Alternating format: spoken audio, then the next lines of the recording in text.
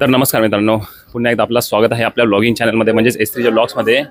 तर आज अनंत चतुर्दशी चाललो आहे मी सध्या लालबागला. आणि मी ॲक्च्युली मेन विशेष कारण म्हणजे आपण बाकी सर्व बापांचं तर दर्शन घेतलेलं आहे यावर्षी, पण फक्त आपल्या लालबागच्या राजाचं दर्शन बाकी आहे. कसंही दर्शन मिळू द्या, पण आपल्या लालबागच्या राजाचं दर्शन होऊ द्या. तर त्यासाठी चाललो आहे मी सध्या. तर बस प्रयत्न असेल आपल्या लालबागच्या राजाचं दर्शन करण्याचा. तर जस्ट आता आपल्या लालबागच्या राजाला लाईव्ह स्टेटस बघितला यूट्यूबला. तर जस्ट मेन जो प्रवेशद्वार आहे तर तिकडून निघाला आहे बाप्पा. आणि आता आम्ही सध्या उतरलो आहे करी रोडला. ठीक आहे, करी रोडचा जस्ट ब्रिज डाऊन करतोय. समोर चौकात उभे राहू आणि तिकडूनच आपल्याला दर्शन करू आपल्या लालबागच्या राजाचं. ठीक आहे, बघा गर्दी बघा मित्रांनो. ठीक आहे, खूप सुंदर. आणि आपला संतोष दादा पण आहे आपल्याबरोबर. संतोष दादा ट्रेनमध्येच भेटला, थोडा गप्पा गोष्टी झाल्या. काय बोलला दादा?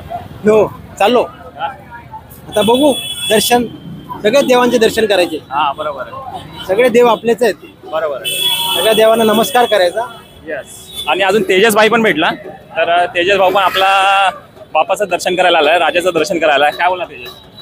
काय नाही, माझा सेकंड टाइम आहे. बघू आता रात्री परत याचा विचार चालू आहे. अच्छा, बस मित्रांनो आता आम्ही पोहोचू पुढच्या चौकामध्ये. आणि बाकी बाप्पांचं तर विसर्जन असेलच, पण विशेष ज्या बाप्पाचा आपण आतुरतेने वाट बघतोय तर तो आहे आपला लालबागचा राजा. आपला एक करी रोडचा कैवारी आणि दुसरा समोर दिसतो आपल्याला शंकर अवतारामध्ये परळचा सम्राट.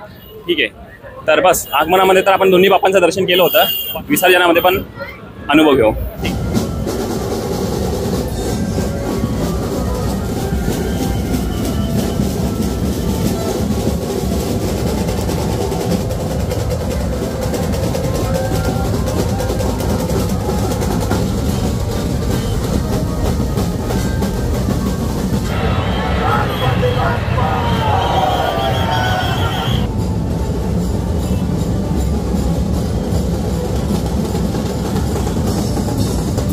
दोन तीन बाप्पांचं तर दर्शन झालेलं आहे, पण आपल्या लालबागच्या राजाचं अजून दर्शन नाही झालेलं आहे आपल्याला. ठीक आहे, हे बघा इकडे समोर अजून पुन्हा एकदा परळचा सम्राट. ठीक आहे, त्याच्याच मागे आपला परळचा लंबोदर पण आहे.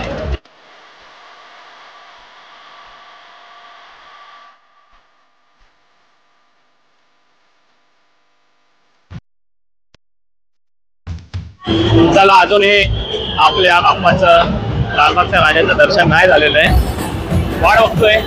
ठीक आहे, थांबलो आता. खूप गर्दी आहे, तर कुठेतरी एक साईडला एकच जागा बघतो, तिकडेच थांबतो. नक्की एकदा तरी आपण ही गोष्ट एक्सपिरियन्स करा. मुंबईचा गणेशोत्सव आगमन पण एक्सपिरियन्स करा आणि विसर्जन पण एक्सपिरियन्स करा. ठीक आहे, बघा एकदम मित्रांनो पूर्ण पारंपरिक विसर्जन सोहळा.